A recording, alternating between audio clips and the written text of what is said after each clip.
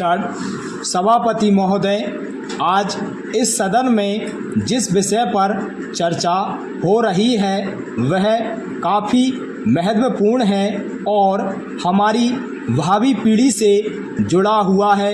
मुझे भी अपने विचार प्रकट करने के लिए आपने जो अवसर प्रदान किया है उसके लिए मैं आपका आभार प्रकट करता हूं और हार्दिक धन्यवाद देता हूं। शिक्षा जैसे विषय पर बहुत कुछ कहा जा सकता है, चूँकि मेरे हिस्से में बहुत कम समय आया है और मेरे से पूर्व कई माननीय सदस्य इस विषय पर अपने विचार प्रकट कर चुके हैं। इसलिए मैं कम से कम इस बात से पूर्ण रूप से सहमत हूँ कि शिक्षा प्रणाली में बुनियादी परिवर्तन की आवश्यकता है। मैं समझता हूँ कि कई वर्षों से शिक्षा प्रणाली में परिवर्तन नहीं किया गया है।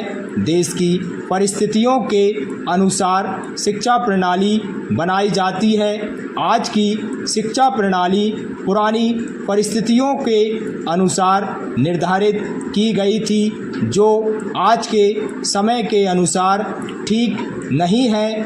आज देश को प्रगति की ओर ले जाने के लिए जिन साधनों की ज़रूरत है उन्हीं के अनुसार शिक्षा प्रणाली बनाई जानी चाहिए। इसलिए मेरा निवेदन है कि शिक्षा प्रणाली में परिवर्तन किया जाए ताकि जो नवयुवक पढ़कर आएँ वे देश के विकास के लिए कार्य करने योग्य सिद्ध हो सकें। यह सभी जानते हैं कि जो विद्यार्थी शिक्षा ग्रहण कर रहे हैं भविष्य में उन्हीं के ऊपर देश का भार पड़ता है। आज हम सभी को गंभीरता से यह विचार करना है कि हम किस प्रकार की शिक्षा अपने नवयुवकों को दें जिससे वे सही रूप से देश का भार संभाल सकें। आज देश जिन परिस्थितियों से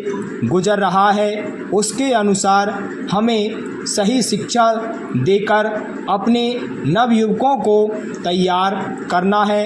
इससे न केवल युवा पीढ़ी को नई दिशा मिलेगी बल्कि देश को भी एक गति मिलेगी।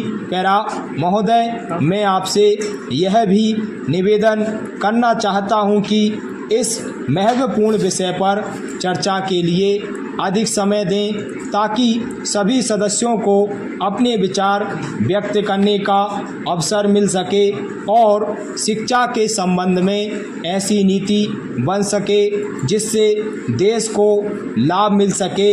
मैं निवेदन करना चाहता हूं तथा अपनी ओर से सुझाव देना चाहता हूं कि सबसे पहले शिक्षा के बुनियादी ढांचे में परिवर्तन किया जाए, तभी देश के नवयुवकों को रोजगार संबंधी शिक्षा उपलब्ध हो सकेगी और देश से बेरोजगारी दूर हो सकेगी। स्टॉप।